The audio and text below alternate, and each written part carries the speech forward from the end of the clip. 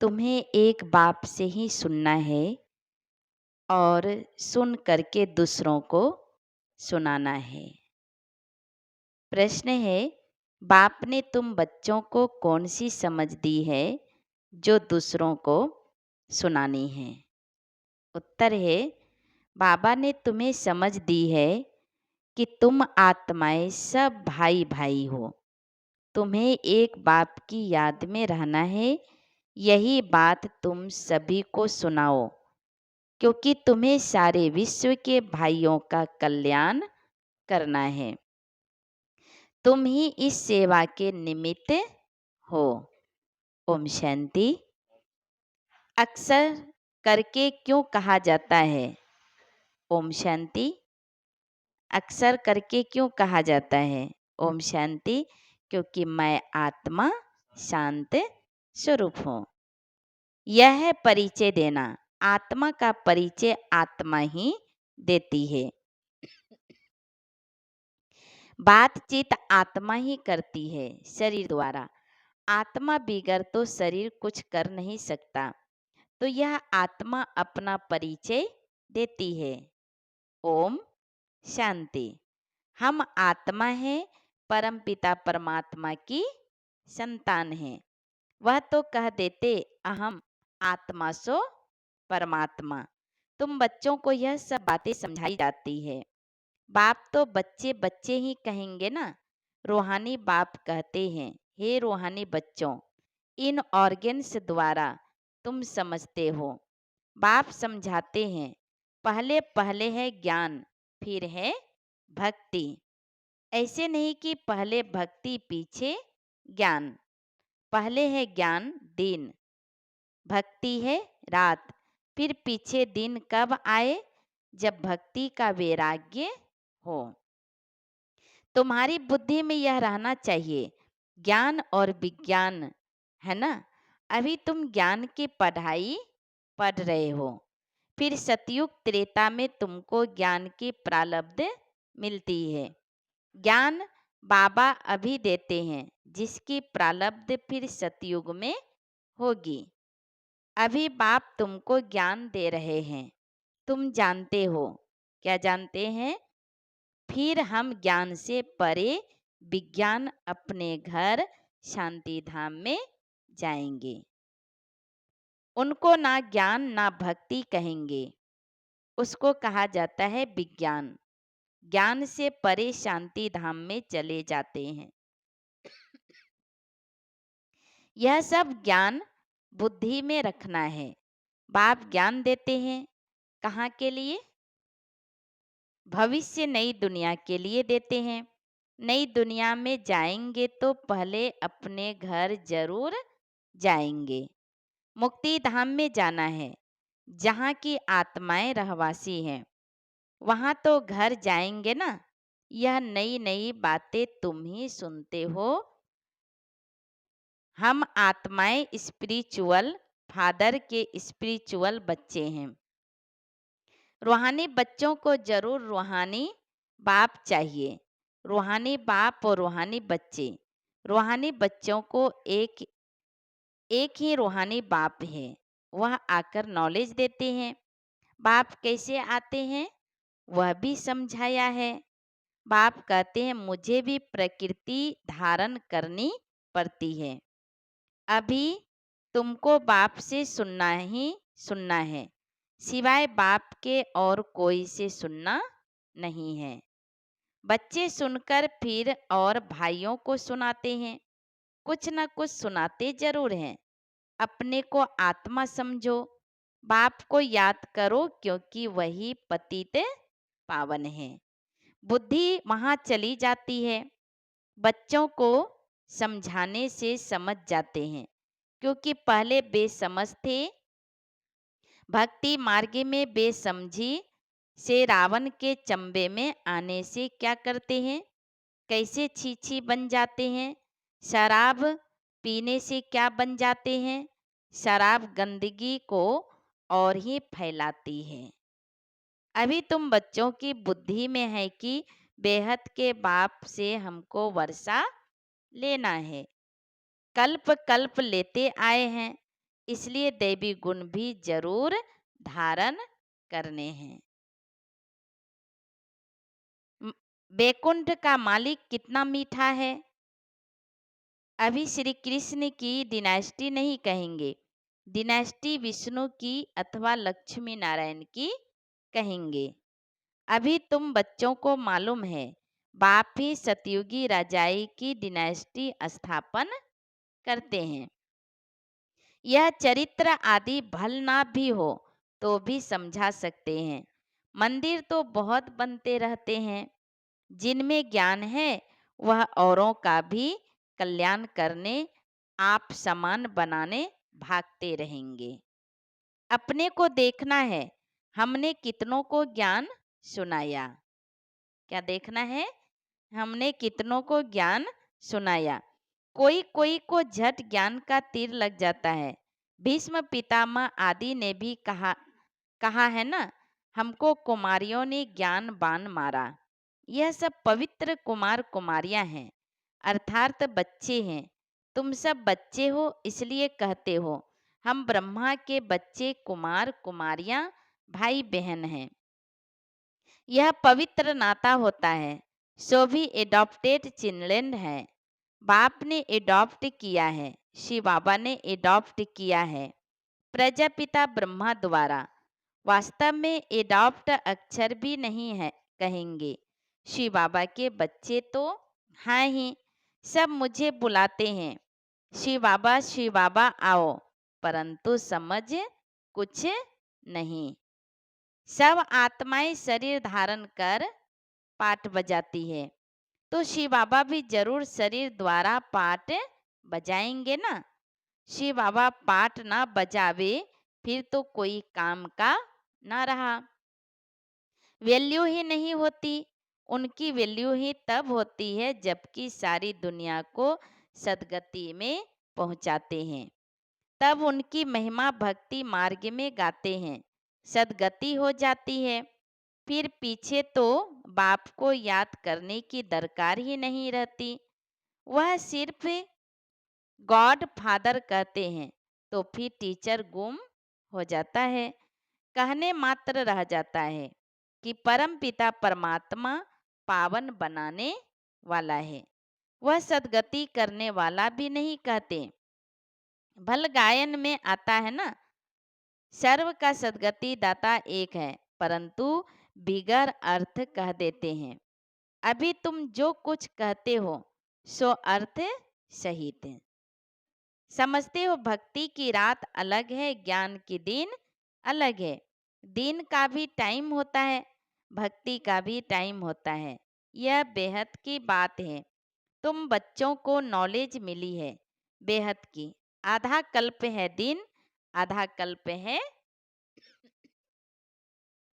रात। बाप कहते हैं मैं भी आता हूँ रात को दिन बनाने। तुम जानते हो आधा कल्प है रावण का राज्य, उसमें अनेक प्रकार के दुख हैं। फिर बाप नई दुनिया स्थापन करते हैं तो उनमें सुख ही सुख मिलता है। कहा भी जाता है यह सुख और दुख का खेल है। सुख माना राम, दुख माना रावण। रावण पर जीत पाते हो तो फिर राम राज्य आता है। फिर आधा कल्प बाद रावण राम राज्य पर जीत पहन राज्य करते हैं। तुम अभी माया पर जीत पाते हो। अक्षर बाई अक्षर तुम अर्थ सहित कहते हो। यह तुम्हारी है ईश्वरीय भाषा, यह कोई समझेगा थोड़ी ही। ईश्वर कैसे बात करते हैं तुम जानते हो, यह गॉड फादर की भाषा है, क्योंकि गॉड फादर नॉलेजफुल है। गाया भी जाता है वह ज्ञान का सागर नॉलेजफुल है, तो जरूर किसको तो नॉलेज देंगे ना। अभी तुम समझते हो कैसे बाबा नॉलेज दे देते हैं। अपनी भी पहचान देते हैं और सृष्टि चक्र का भी नॉलेज देते हैं।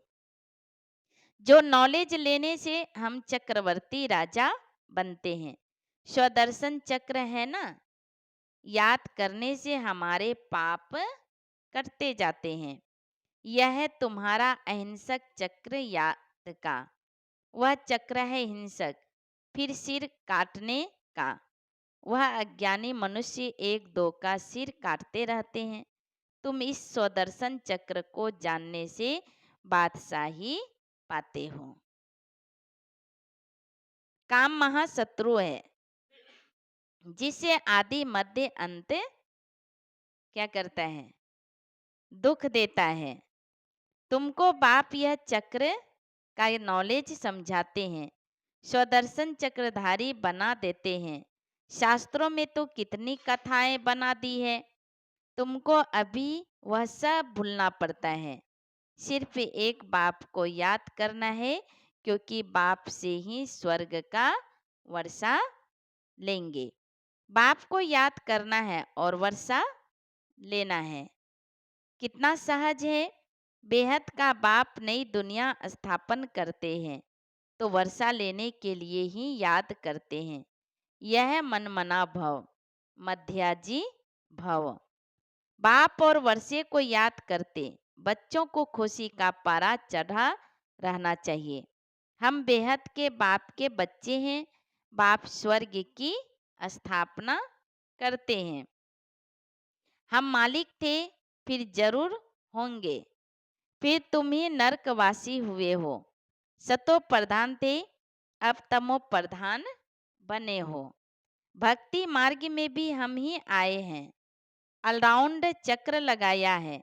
हम ही भारतवासी सूर्यवंशी थे, फिर चंद्रवंशी, फिर वैश्य, फिर शूद्र बन नीचे गिरे हैं। हम भारतवासी देवी देवता थे, फिर हम ही गिरे हैं। तुमको अभी सारा मालूम पड़ता है।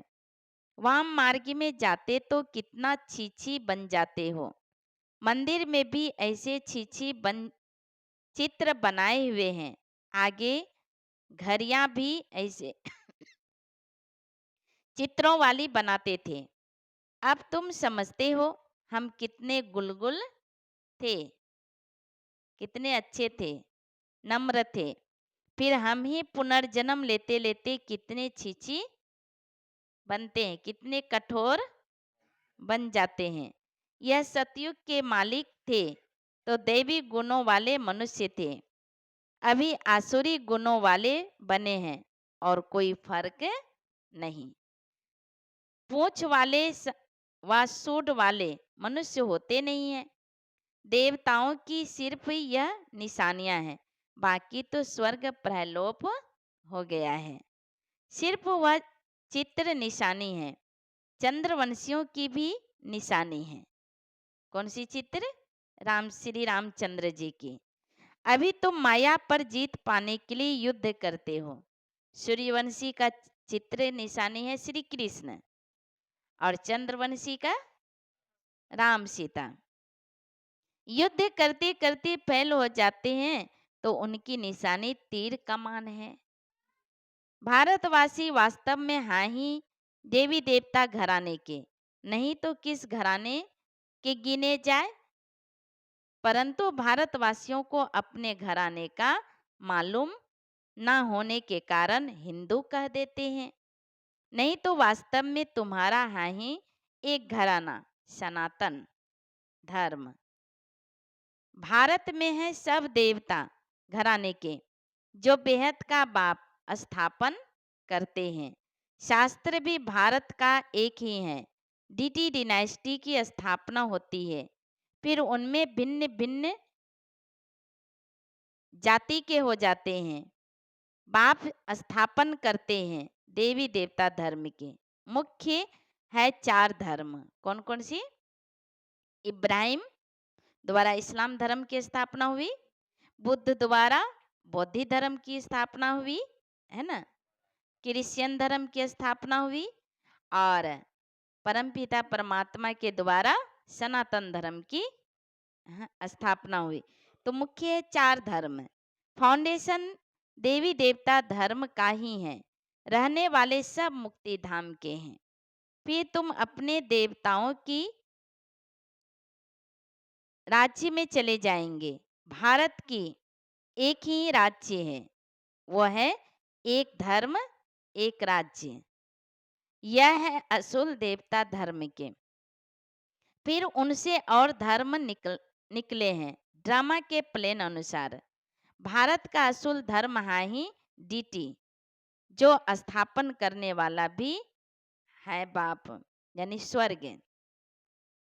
फिर नए नए पत्ते निकलते हैं। यह सारा ईश्वरीय झाड़ है। बाप कहते मैं इस झाड़ का बीज रूप हूँ। यह फाउंडेशन है। फिर उनसे ट्यूब्स निकलती है। मुख्य बात है ही हम सब आत्माएं भाई भाई हैं। फिर तालियां निकलती है।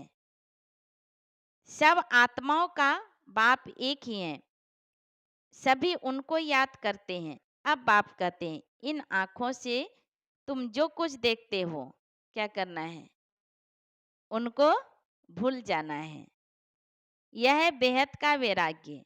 उनका है हद का, घर छोड़ देना। लेकिन बाबा कहते हैं आप संसार में रहो लेकिन अलग। तुमको तो इस सारी पुरानी दुनिया से वैराग्य है।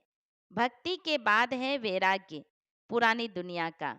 फिर हम नई दुनिया में जाएंगे वाया शांति धाम में। बाप भी कहते हैं यह पुरानी दुनिया भस्म होनी है। इस पुरानी दुनिया से अब दिल नहीं लगानी है। रहना तो यहाँ ही है। जब तक लायक बन जाए हिसाब किताब सब चुकतो करना है। तुम आधा कल्प के लिए सुख जमा करते हो। उनका नाम ही है शांति धाम, सुख धाम। पहले सुख होता है, पीछे दुख होता है।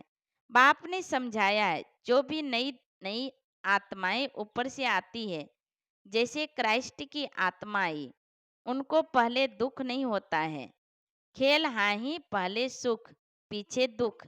नए नए जो आते हैं वह है सतो प्रधान। जैसे तुम्हारा सुख का अंदाज जास्ती है, वैसे सबका दुख का अंदाज जास्ती है। यह सब बुद्धि से काम लिया जाता है। बाप आत्माओं को बैठ समझा रहे हैं। वह फिर और आत्माओं को समझाते हैं। बाप कहते मैंने यह शरीर धारण किया है बहुत जन्मों के अंत में, अर्थात तमो प्रधान शरीर में प्रवेश करता हूँ। फिर उनको ही फर्स्ट नंबर में जाना है। First so last, last so first.